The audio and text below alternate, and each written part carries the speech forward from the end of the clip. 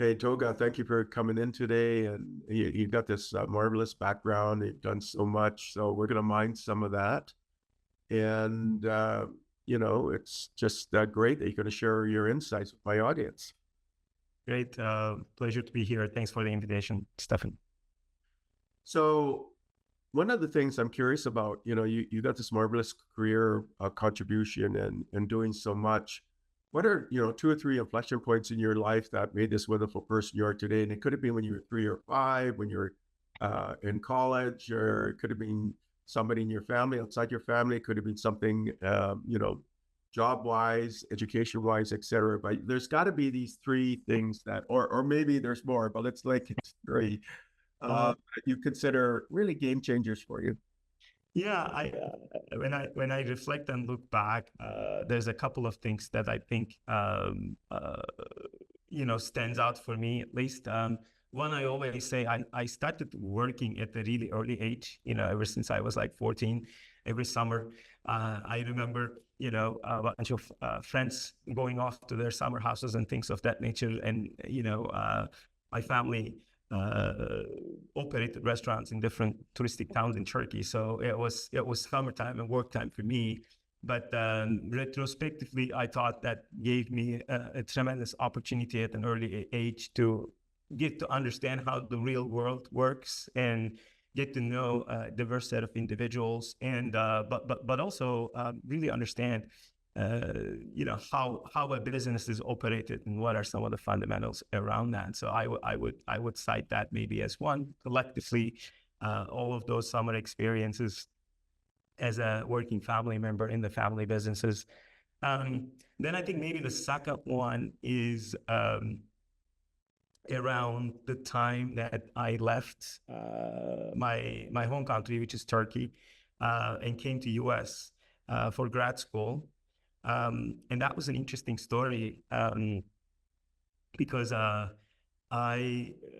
in the undergrad, I'm a mechanical engineer by training. In the undergrad, I was pretty interested in mechatronics, robotics, and things of that nature. And I was accepted to a robotics PhD program directly out of undergrad at RPI. And as I was getting ready for that, I got a call really late. It was May time, way after notifications are made for grad school acceptances, etc., from Carnegie Mellon. And a professor there said, originally my application was rejected, but they had a last opening that somehow came through with the funding.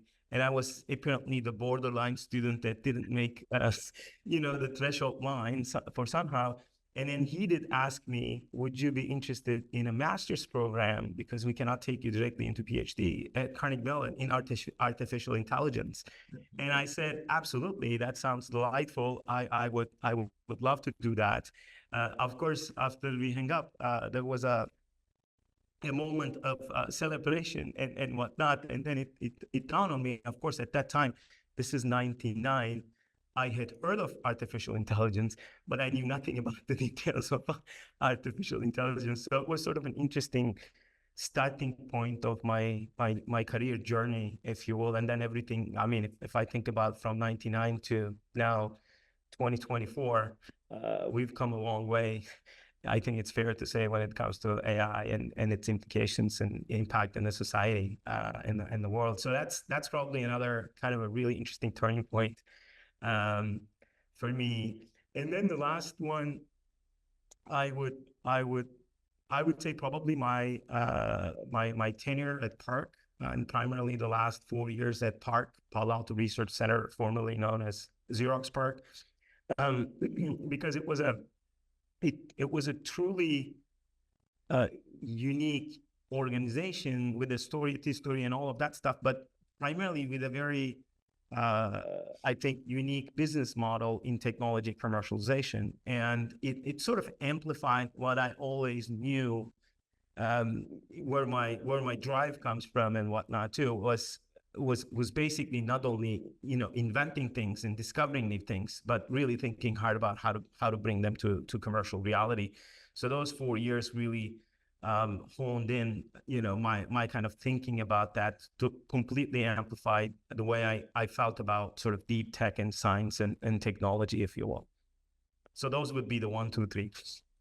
So that's really interesting. I mean, I hear these different arcs in your life, early on with your family and your family business in Turkey, and just really working through that. So you would learn about agility and resilience and Yes, being flexible, and of course, if it's a family business, you probably work harder than other people because it's people absolutely. people can kind of urge you stronger, right? When it's family members, and then you end up, you're going through this educational program, and then you get offered this opportunity to study AI and in a master's program, and of course that seeded you into your sort of master's journey and your AI journey. But also, then you spend time at PARC. And PARC is actually quite famous. Palo Alto Research Center is actually very famous. In fact, Eric Schmidt and all these other people who gone on to lead big companies or graduates from that or are part of that program, right? In fact, I did an early interview back in,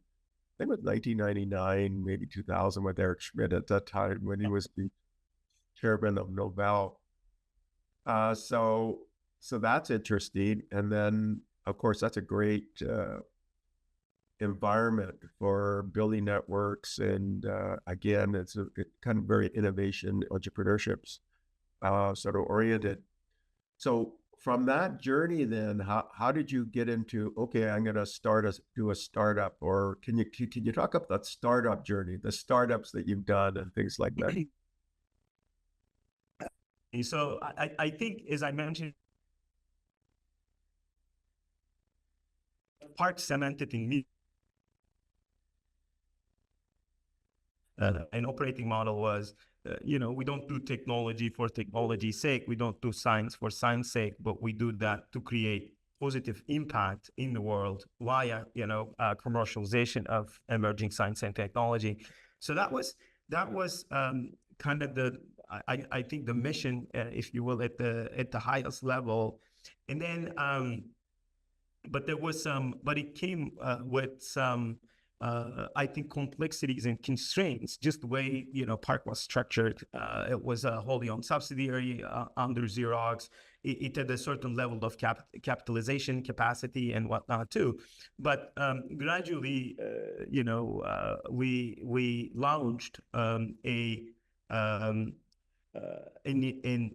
venture studio function out of PARC called Refinery. I think this is 2018 or so, because we wanted to shift the business model a little bit from providing R&D or research and science and commercialization services, professional services, to really let's build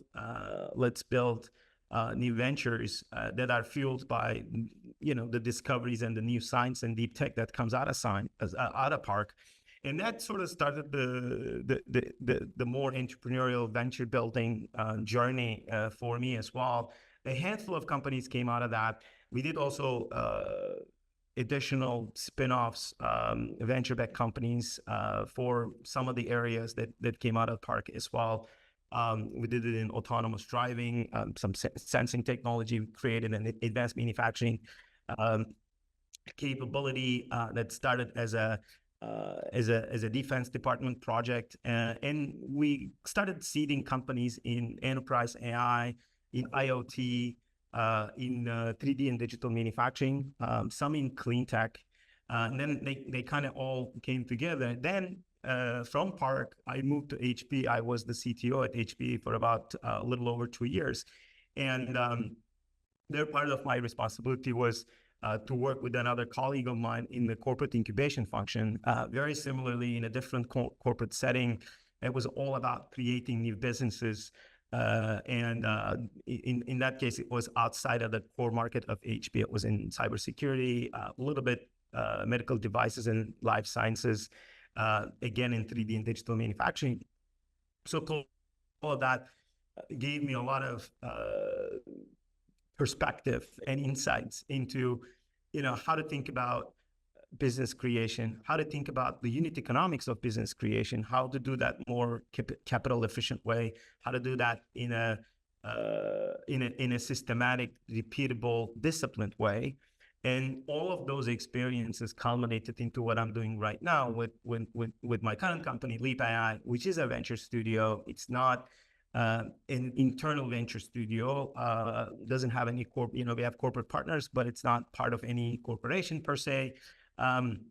It gives us the right set of degrees of freedom, if you will, to do this, which I believe is in the most efficient way.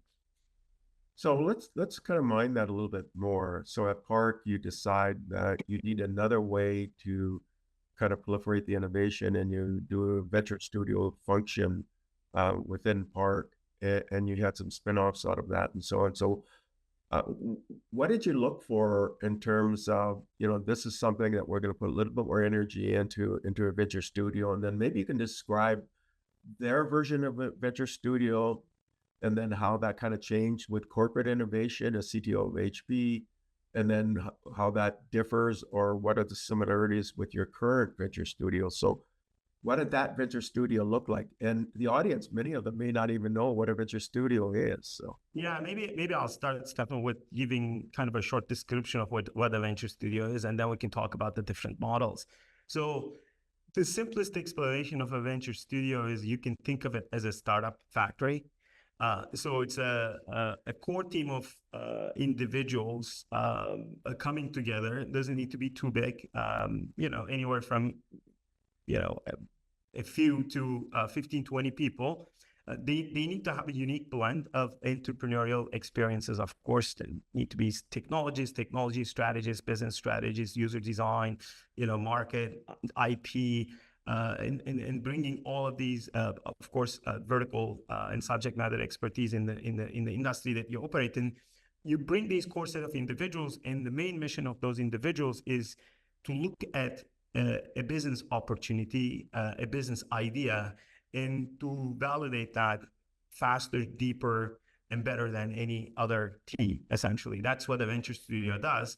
So you're constantly experimenting and evidence gathering, if you will. So you design a fairly nimble and small set of experiments. I call them minimum viable experiments, actually, together.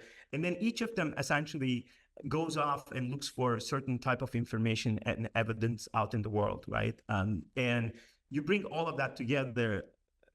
All of that collectively means basically validating the business opportunity very, very rigorously and thoroughly. In the end, if you believe that you have enough evidence for a scalable, sustainable business at hand, then the studio essentially becomes the first investor in that business opportunity. You launch that startup, you put the capital behind, and then there's different models, but in our current model, you recruit the management team, the CEO, et cetera, to be able to come and run it. So the goal is basically to have a constant pipeline of business opportunities and building a world-class team that can look at those opportunities and filter out the ones that really represents the greatest business impact, and then executing on all of that. There's a very strong operational element to it as well, if you think about it that way. And some of the best of class venture studios, they create about 2 to 3, maybe 4 companies a year. So it's not a high volume game. The name of the game is more about the quality than the quantity, if you will, of finding those real gems, those real business opportunities there that you can execute on. So that's what we do. And of course, this was a little bit different because it was attached to 3 different business models. At PARC, it was an open innovation model, so we could do certain set of things. Our main constraint there was capitalization. So we didn't have a lot of capital where we can double down on the winners and support some of the ventures that can actually actually higher potential than others. At HP and any other corporate incubation function, there is also a very strong strategic element to it. So it's not just the finances that drives the decision making, but there's strategic importance get into the mix of decision making as well. Ours right now is what I call sort of the independent model, where we raise the capital that we need, to have the team.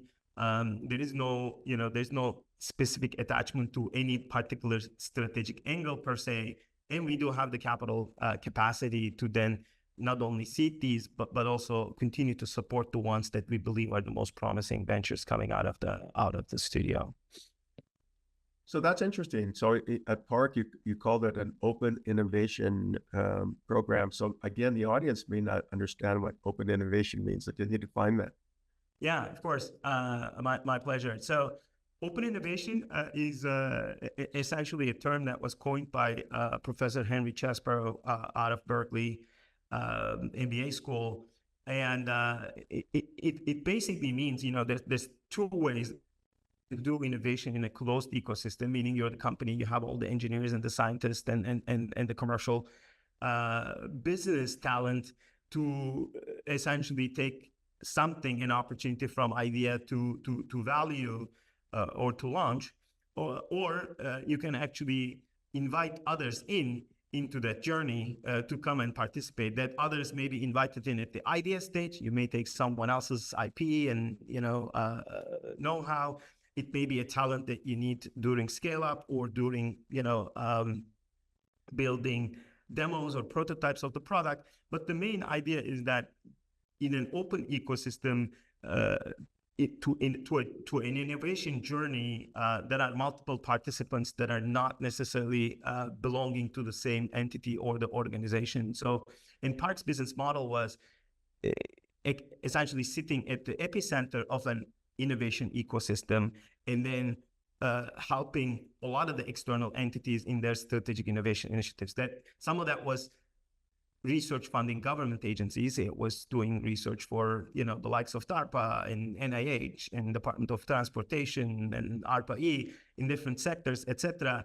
But there was also a very a compelling list of Fortune 500 Global 1000 companies that came to PARC and that said, we have this expertise. You guys have this other expertise. Why don't we bring those teams together to take something special out to the market as well? So that was the open innovation model. That's really interesting.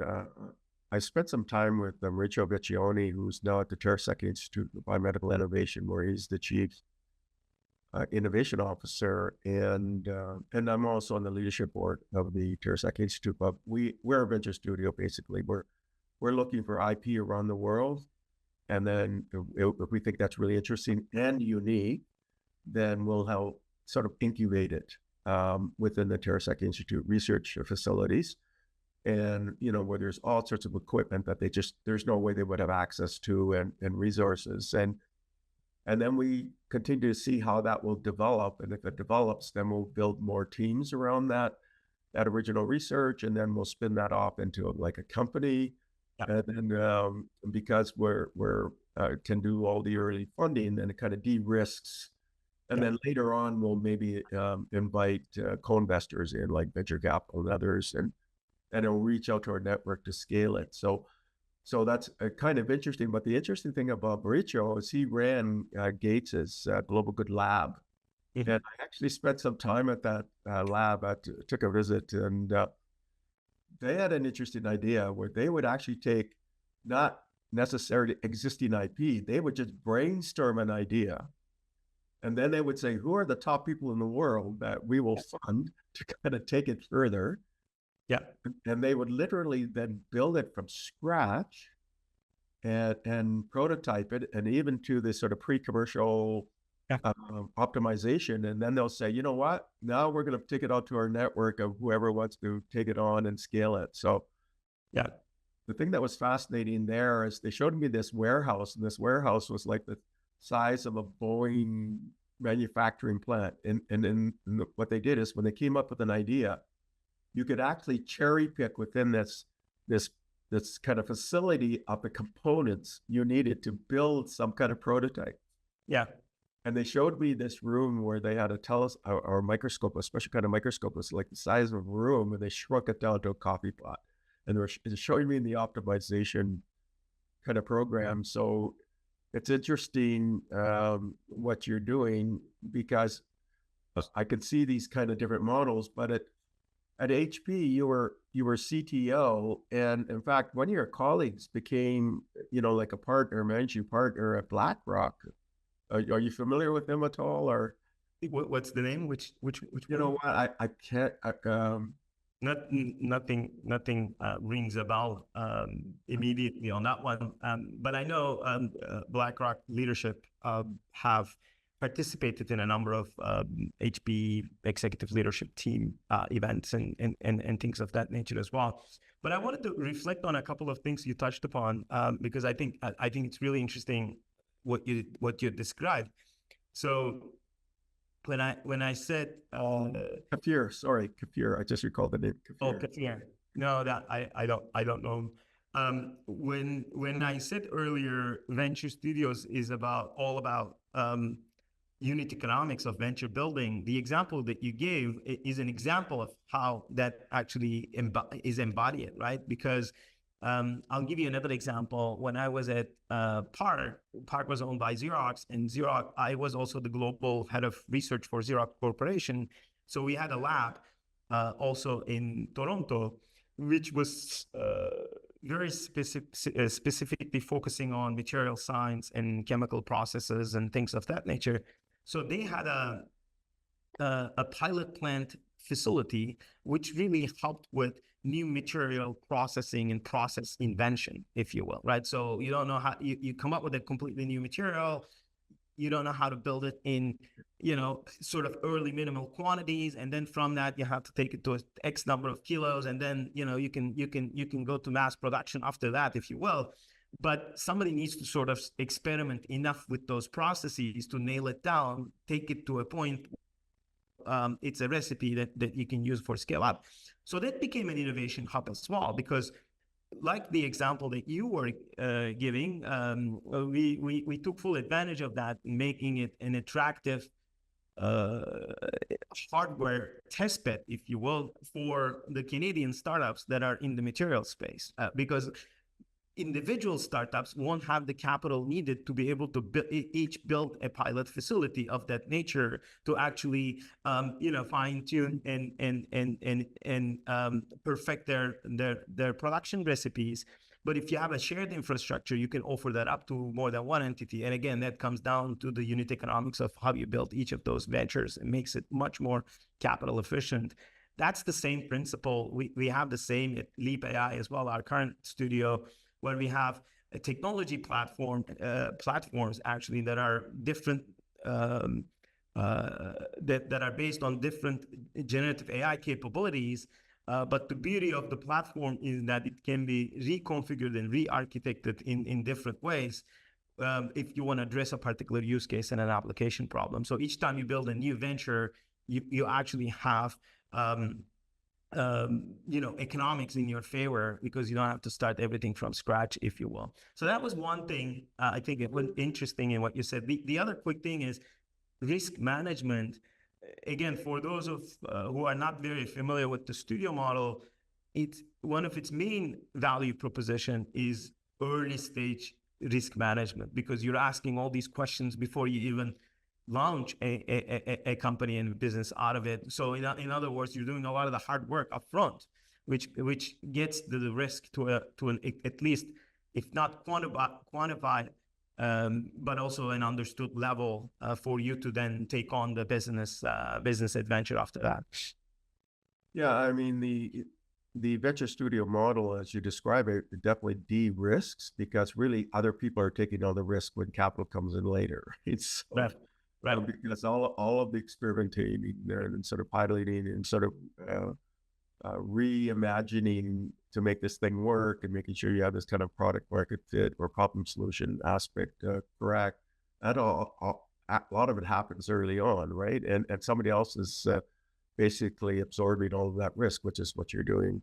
Yeah. It's interesting because you got the background at PARC, which is really famous, and they had an open venture or open innovation model, which is interesting, because then you can kind of take anything in the world and say, hey, this is interesting. Let's see if we can build something from there. And then you go into the HP, really famous company, right? And you were CTO, and then you have a kind of a corporate strategy kind of venture studio model. It's got to align with the corporation.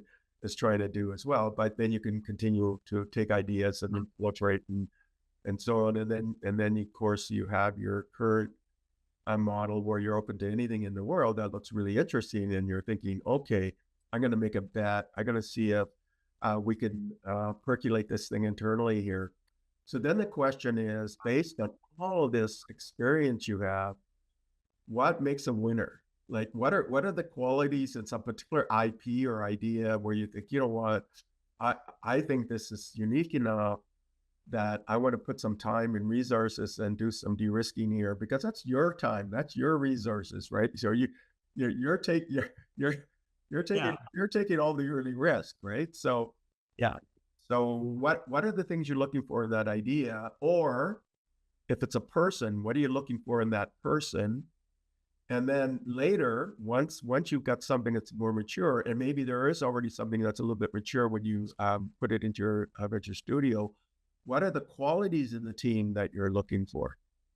Yeah, so I'll unpack. There's a lot of questions there. So um, fundamentally, we look to the business opportunity at the kind of the core level from three dimensions. Okay, so it needs to basically answer a certain set of questions satisfactorily, and those three perspectives are from a product desirability perspective. So it is, you know, from a technology feasibility perspective and from business viability perspective. So it's the whole validation process is a simultaneous due diligence and validation and evidence gathering, as I said, about those three things.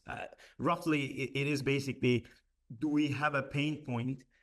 This is the product desirability that we have identified for which we can build a product. The technical feasibility is, okay, we understand the pain point, we have a product hypothesis, but can we technically build it?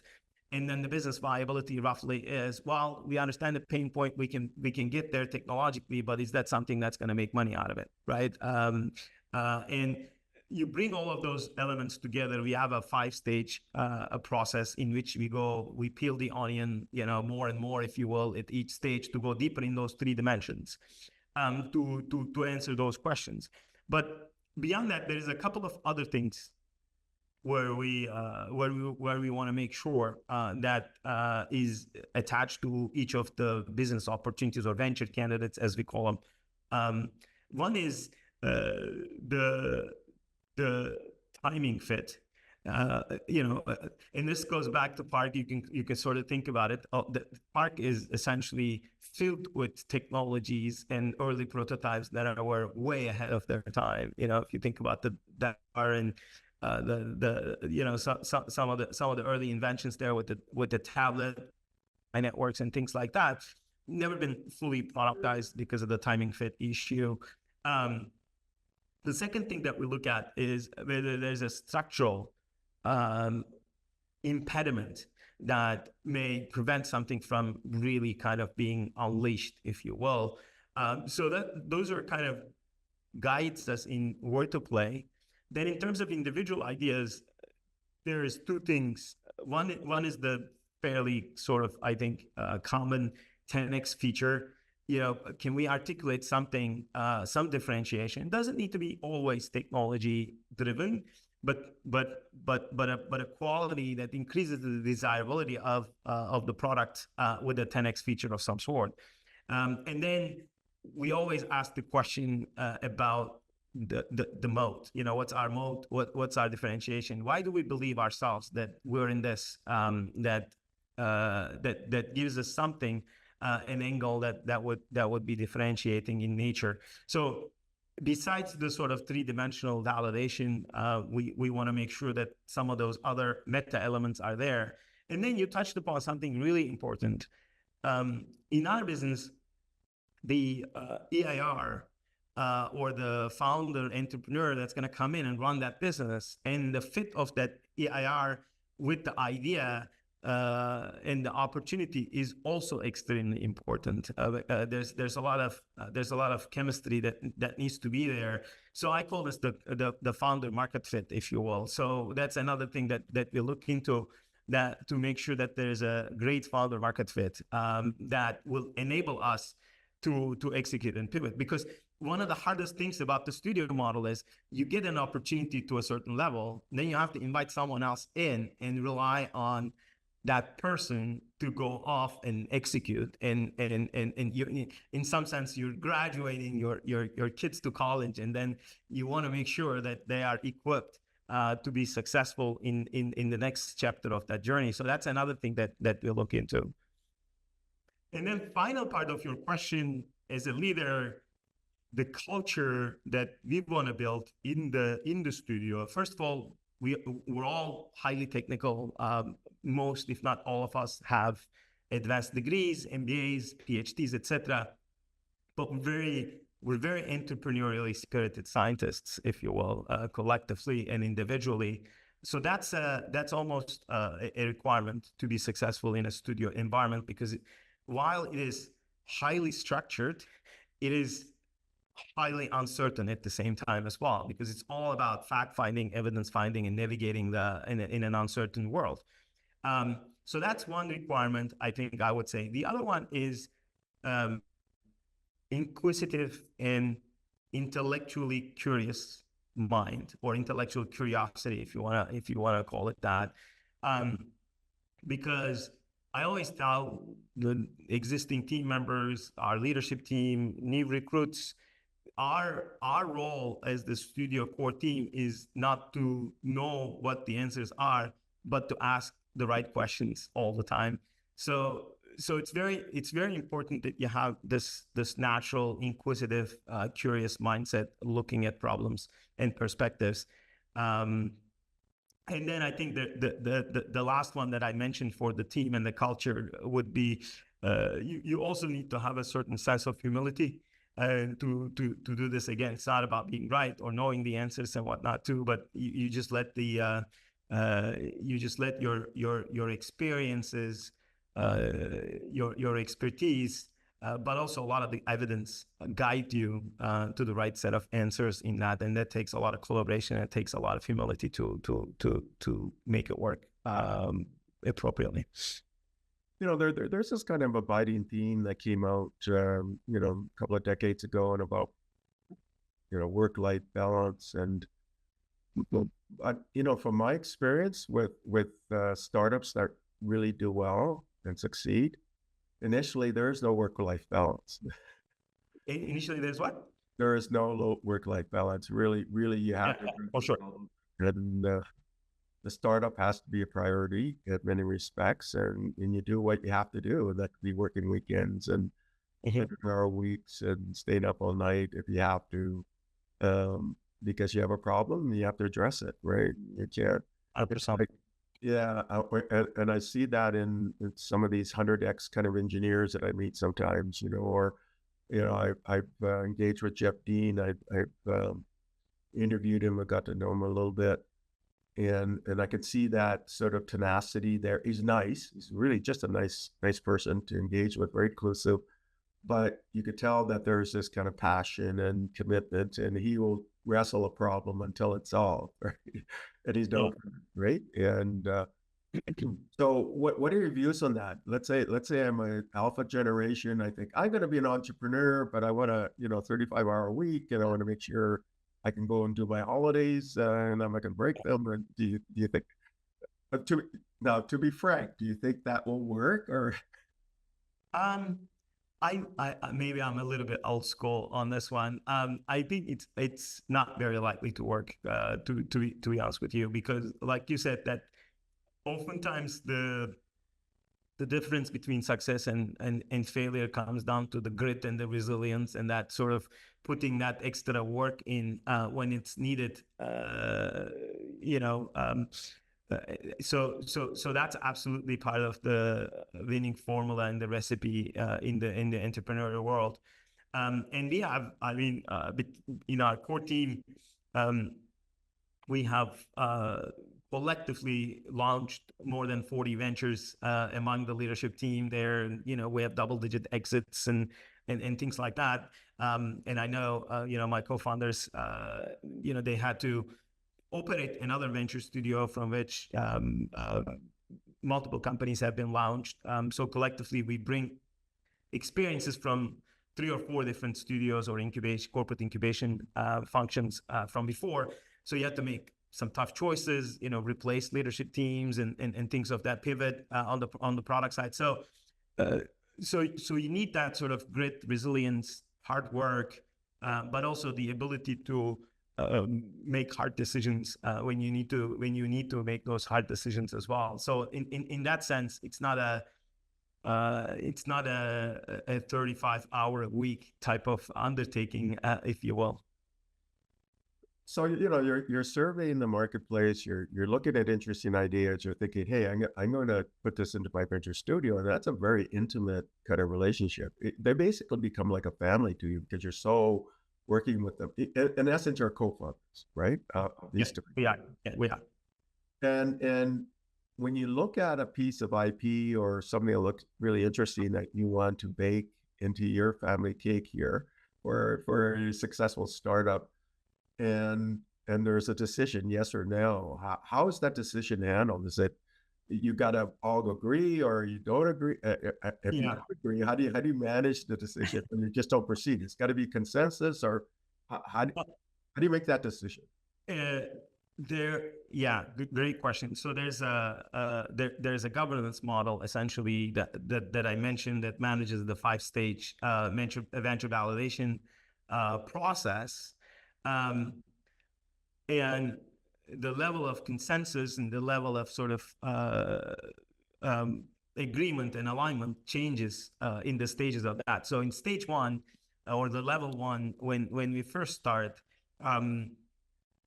there's a very simple sort of almost like a 1-paragraph description of the pain point, not the solution, the pain point and the need statement, and super early idea of why that might lead into a business opportunity. So that articulation, when that articulation happens, then we have we flag that with the needs review toggle box, if you will, and then somebody from the core team attaches his or her name to that idea, raw idea, I would say.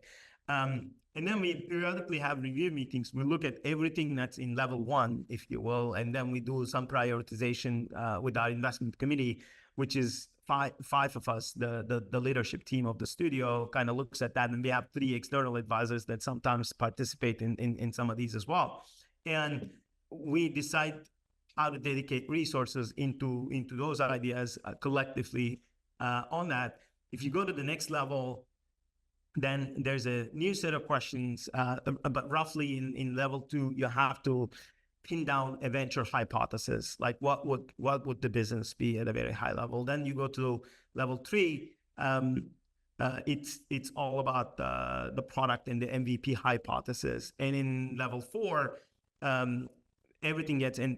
Level 4 ends in a 3-week validation sprint, which basically, if a candidate is at that level, then for 3 weeks, everybody in the studio drops everything else, and everybody works on that idea for 3 weeks. Various aspects of it. There's business model, techno-economics, unit economics model, go-to-market strategy, product MVP roadmap, IP strategy, patent filings. A very elaborate set of things that we work on to put sort of the playbook for that business.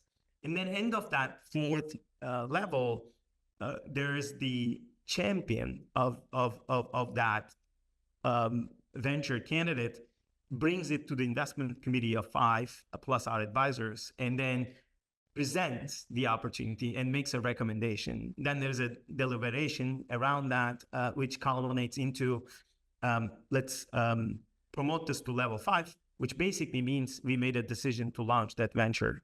And then level 5 is all about sort of dressing it up and getting it ready for official launch, with incorporation and bylaws and, brand and landing page and the website and pitch deck and those kinds of things. So it starts with one individual, one idea. Anything can go into the idea warehouse as long as that paragraph is articulated. Then we systematically ask for more information under the championship or the sponsorship of a core team member or 2 core team members, which gradually gets each stage is evaluate it and prioritize for resource allocation. If something comes to fore, all bets are off. All decks on deck. We do that, and then we make a decision whether we want to launch that or not at the end of a 3-week sprint. Right, but you ultimately have to make a decision to get to level 5, right? So that gate, that's an important gate. It is. Like, we all have to agree on consensus, or is it like majority rules, or how? So I am sort of, I think it's fair to say that I hold the tie-breaking vote. So it doesn't, as the CEO and the founding partner of this. But so far, I don't think we've had a lot of them that were kind of sitting on the face that required. We retired a significant number of ideas that came to level 3 and whatnot too, for a variety of reasons. But the team is, like I said, very entrepreneurial, very experienced in this. They see, if they see on a certain angle of something that there's no light at the end of the tunnel, then they say that, and then that's pretty much the decision there is based on their recommendation. So do you work with other venture studios? So let's say you see an idea, you percolate it, you think, you know what, this is really great, but maybe it's not quite a fit for us, but we don't want it to disappear. Is there other venture studios who you can hand it off to and say, you know, maybe this is a better fit for them? Or I'm just thinking in Canada, we have something called Tandem Launch, which is formed by a serial entrepreneur, very successful, and he takes university research typically, and then he'll really bake it from scratch, you know, and do similar to what you're doing. Or you know, I mentioned the TerraSec Institute. We do some of the same thing.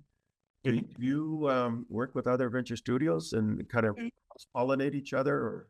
We do in sort of informal ways, if you will. We have a fairly well-defined focus area for us.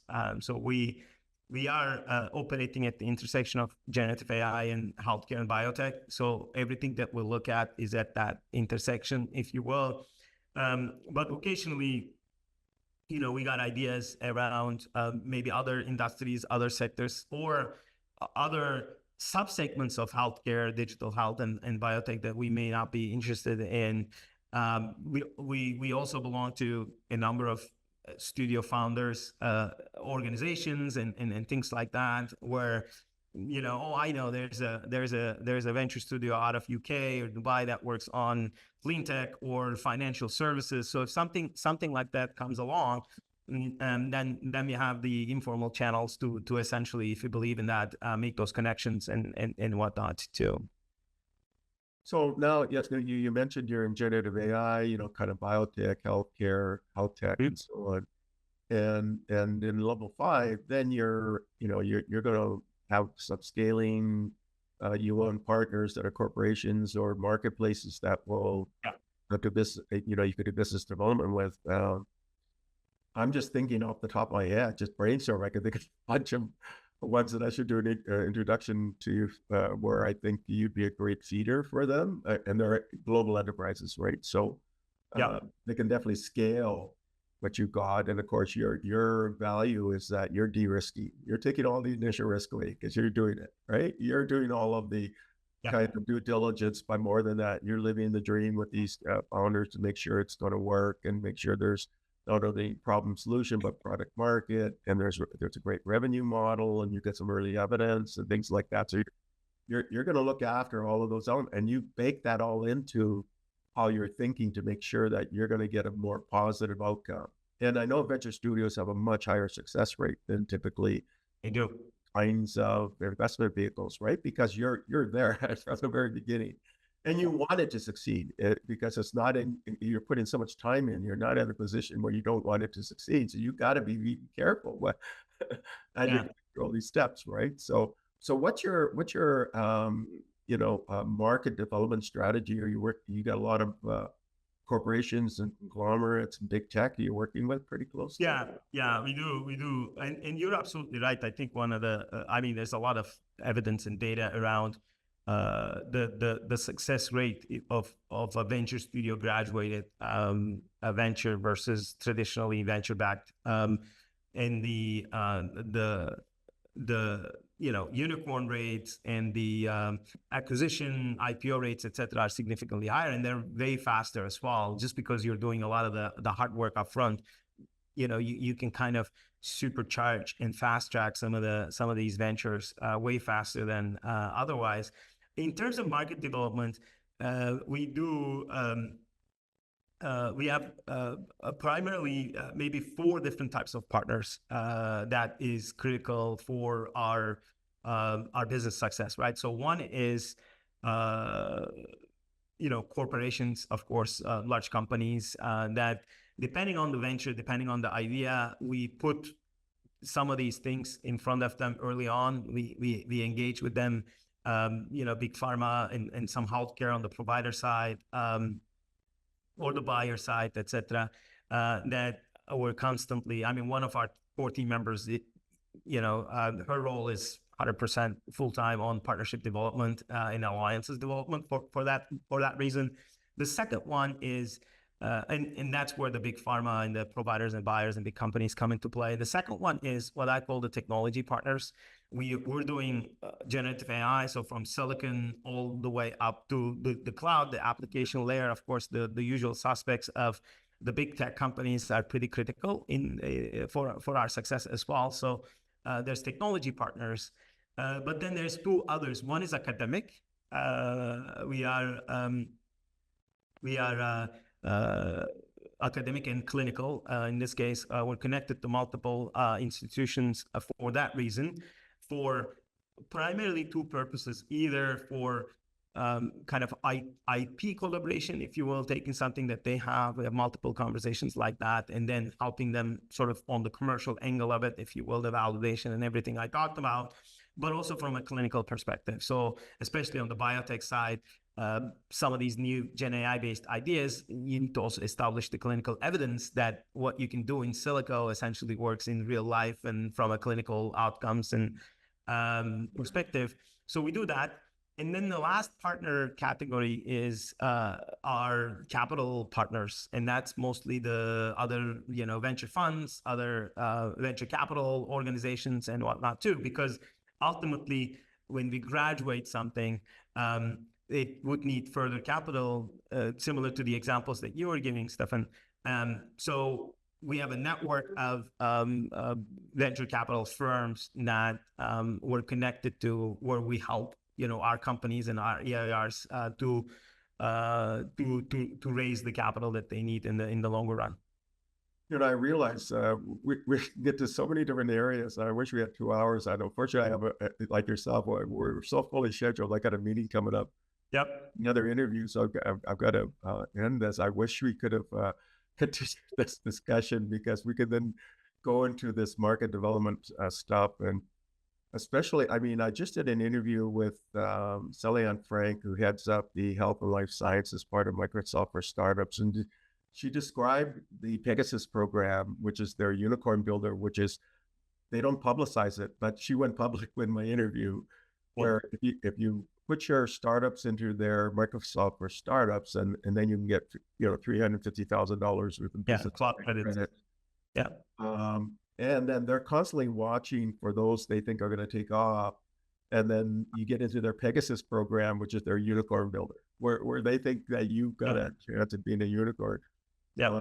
That would be a great partner for you. It was Sally, because she actually is in the health and life sciences. So it's a perfect fit. So, happy to do an introduction, things like that, but I'll leave it to you to just kind of remind me. But I will. Sorry, we're out of time. That's why I just took a note. So. I got to wind this down to our last question. And I can think probably of 30 more. Anyways, one last question. What recommendation would you give to the audience, or maybe some question that you want to leave with the audience? In what context? And in general? It's open. It's open innovation. Yeah, I think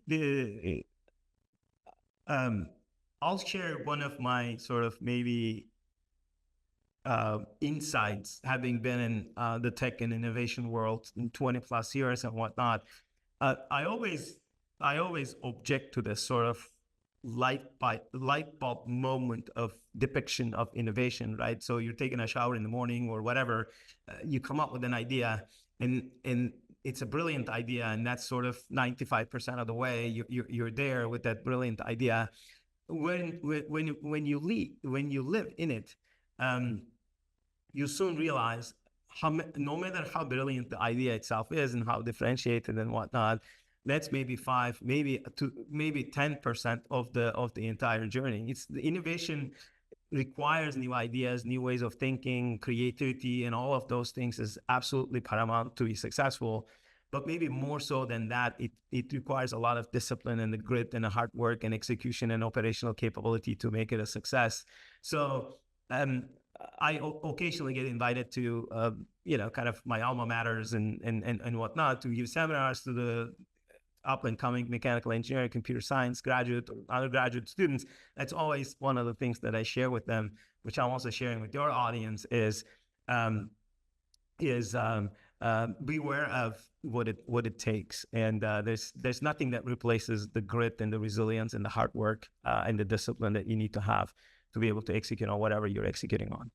Yeah, I mean, absolutely. Because sometimes I get tagged with people who have got, and they're great, famous scientists, and they think, hey, I've got this really differentiated idea, and I've already tested in the lab, and I think the company's worth now $300 million or so. And really, it's not worth anything, because there's this big gap between even having something in the lab and actually producing something that's commercially viable. 100%. Every time I heard that argument where, this idea is like this idea, but those are $400 million, $1 billion companies. Well, they are, because they've been executing with that grit and resilience and discipline for the last 8 years, whereas this is just an idea. Thanks for the invitation, Stefan, as well. And my pleasure. It's been an enjoyable hour. Thank you so much for having me. Thank you for listening to the Brand Called You videocast and podcast, a platform that brings you knowledge, experience, and wisdom of hundreds of successful individuals from around the world. Do visit our website www.tbcy.in to watch and listen to the stories of many more individuals. You can also follow us on YouTube, Facebook, Instagram, and Twitter.